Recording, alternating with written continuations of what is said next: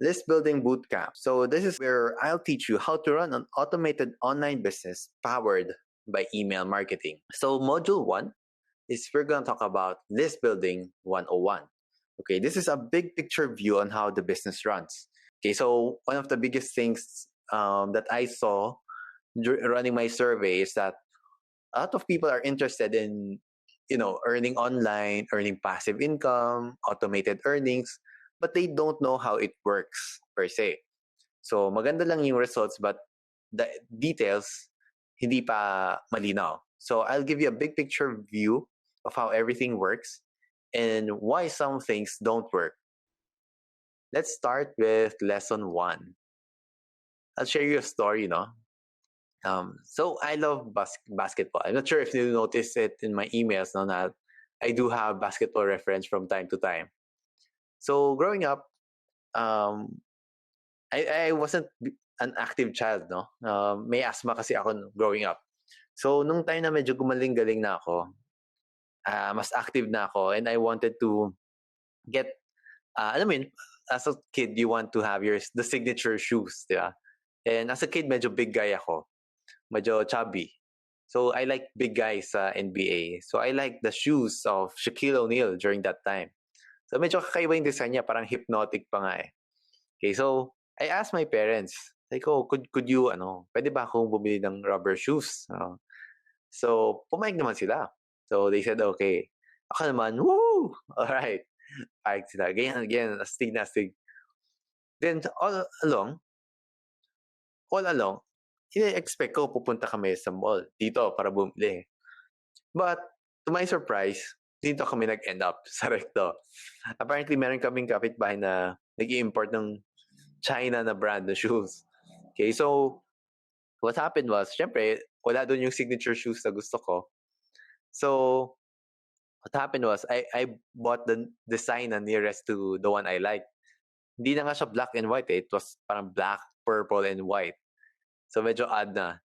So naturally, as a kid, I felt disappointed, di ba? May disappointment talaga dyan. So pag meron kang gusto, then hindi na ibigay sa'yo, hindi maiwasang mukmuka.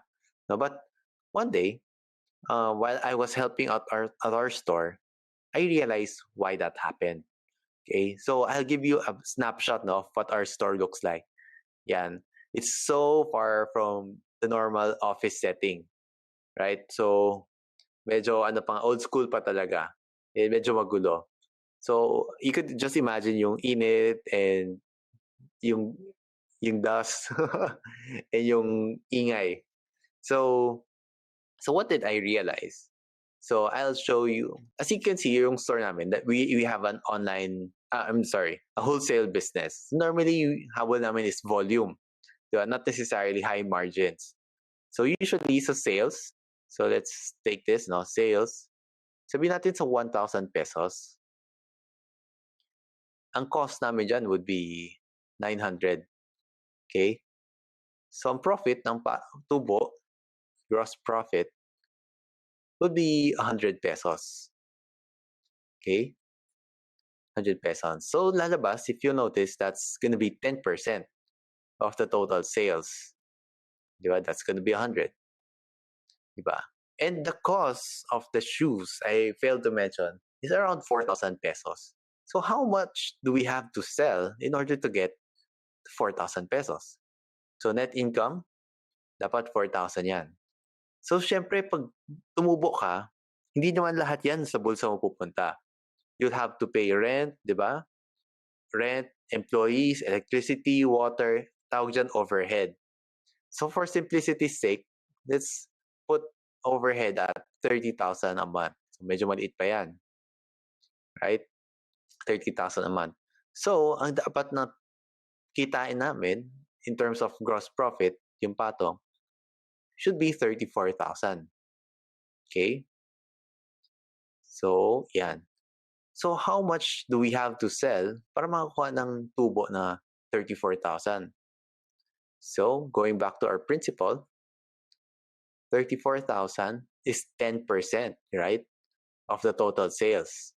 So, kung 10% to, we have to sell 340,000 pesos worth of goods. Kasi ang cost niya, it's gonna be 306 because it's 90%. See? So, maintindihan mo. Just to get that pair of shoes, kailangan namin makabenta ng 340,000 worth of goods. Napakahirap yan. Diba? If hindi naman super hirap, it will take time to do that. So, maintindihan mo why they would like to save on stuff. Kasi mahirap kumita talaga. Right? So, saan naman papasok?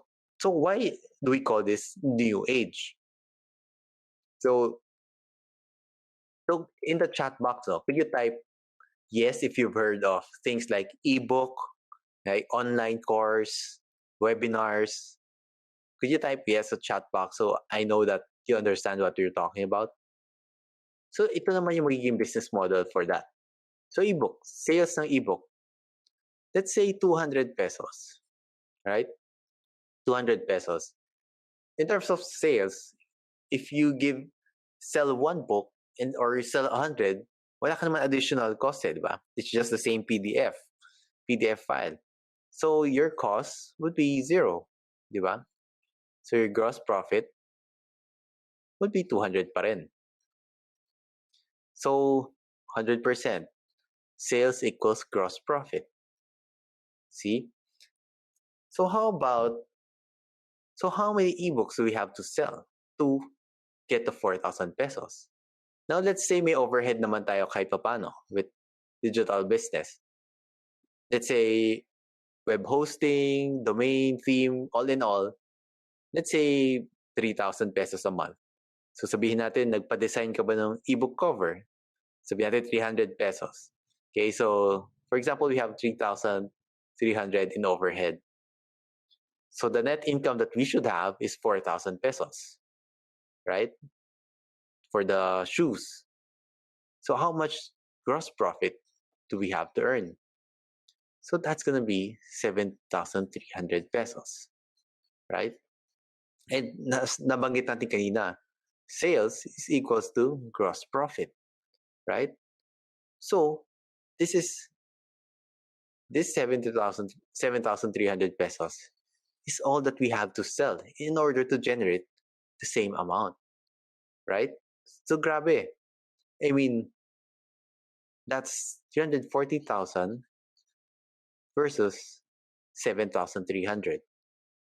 So this is the new age. If you'll notice, selling 340 versus 7,300 to get the same 4,000 pesos.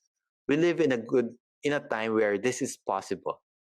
Where we could create a business all by ourselves in our home as a one-person operation and generate as much income as a traditional brick-and-mortar business.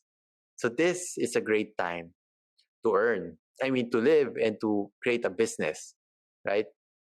May trivia ako. How much do you think I earned in my first sale online? It was just $8. $8 lang siya. But it felt like $1 million. Kasi yung feeling na pagkagising mo, makita mo may sale ka, $8. Then wala ka naman ginawang big, I mean, you just sent an email, di ba? And you were able to generate that income. Although $8 lang siya, it felt so powerful, right? So that's the age we live in. And that's what we're going to take advantage in these lessons, okay? So now we're going to move forward to lesson number 2.